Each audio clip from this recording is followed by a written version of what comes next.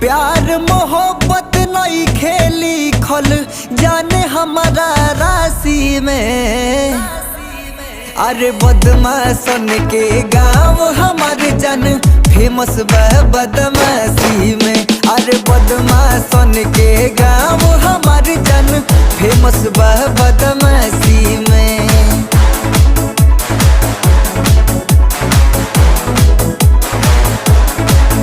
सुना काहे के पहरेलू हमारा झमेल में। आधा साल बाहर रही आधा साल जेल में। जीवन के जान तोहर होई बर्बादी, जाने ला आरा जिला होई अपराधी।